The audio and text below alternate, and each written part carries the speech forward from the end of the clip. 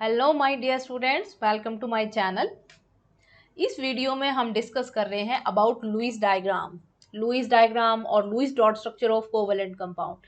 This topic is very very important for competitive point of view और for board exam, for any exam, because Lewis dot diagram से हम बहुत सारी चीज़ें decide कर सकते हैं। अगर आप किसी भी मॉलिक्यूल के लिए Lewis dot diagram easily draw कर सकते हो तो you can easily calculate formal charge on each atom, you can easily show geometry of the molecule, you can easily show state of hybridization in the compound.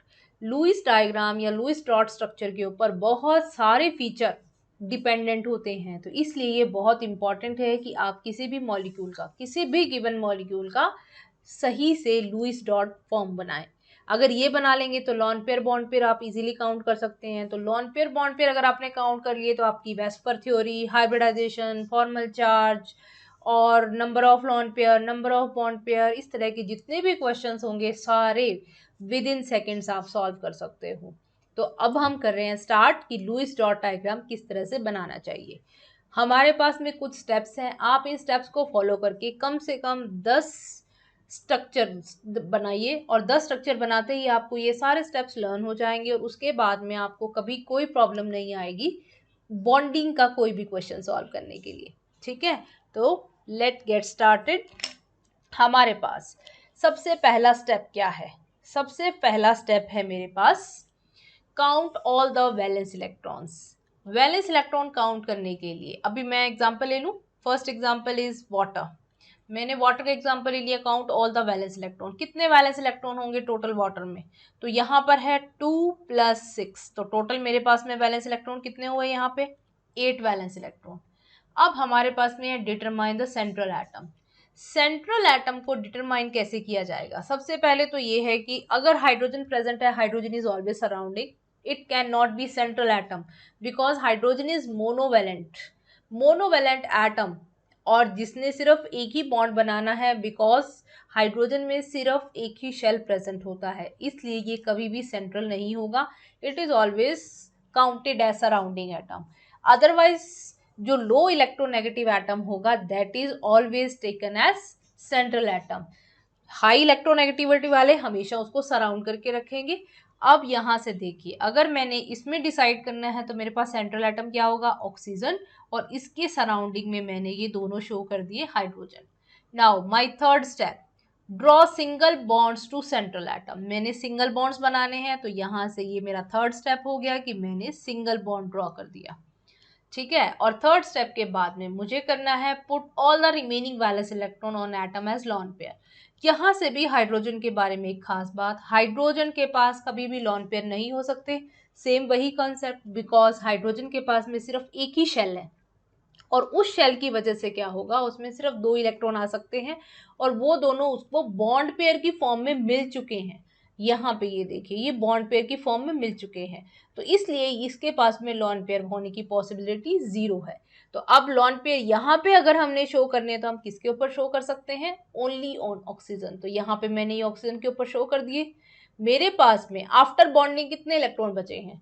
4 valence electron थे, जिसमें से 4 हुए हैं used in bonding, और remaining मेरे पास में कितने pair बचेंगे?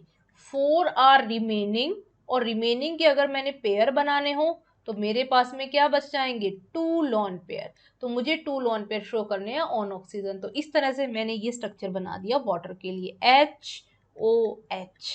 This is structure of H2O molecule. Clear है? बहुत इजी है, आप स्टेप्स ध्यान रखेंगे तो आपका कभी प्रॉब्लम नहीं आएगा लुईस डॉट स्ट्रक्चर बनाने के लिए।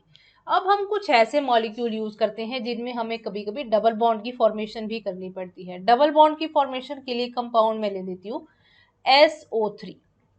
सेम वही हम स्टेप्स फॉलो करते हुए आएंगे। फर्स्ट स्टेप क्या है हमारे पास में?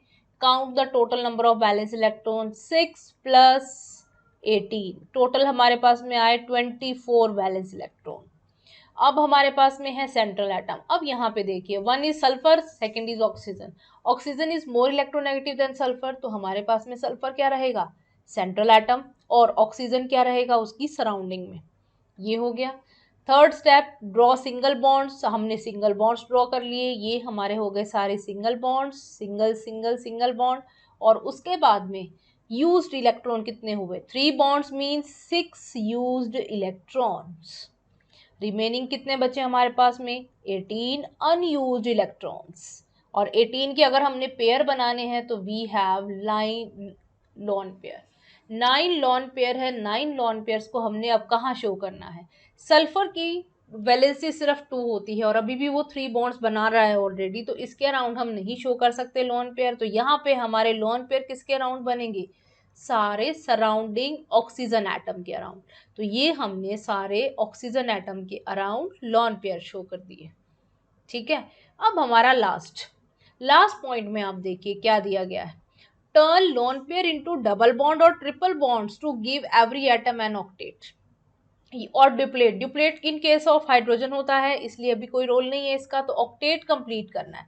यहां से देखिए अगर हम इस स्ट्रक्चर में देखते हैं तो इस स्ट्रक्चर के अकॉर्डिंग सभी ऑक्सीजन का ऑक्टेट कंप्लीट है, कोई प्रॉब्लम नहीं है। ऑक्सीजन के पास में 6 इलेक्ट्रॉन है और एक उसने क्या किया हुआ है, अपना बॉन्ड बनाया हुआ है, तो टोटल हो गए 8 इलेक्ट्रॉन। बट यहां पर सल्फर का ऑक्टेट कंप्लीट नहीं है, सल्फर का ऑक्टेट पूरा करने के लिए 2 और इलेक्ट्रॉन की रिक्वायरमेंट है। तो 3 ऑक्सीजन है, तीनों ऑक्सीजन में से किसी भी एक ऑक्सीजन का लॉन पेयर शिफ्ट होगा और लॉन पेयर शिफ्ट होकर किसकी फॉर्म में आ जाएगा, in form of double bond. तो यहाँ पे ये डबल बॉन्ड बन जाएगा।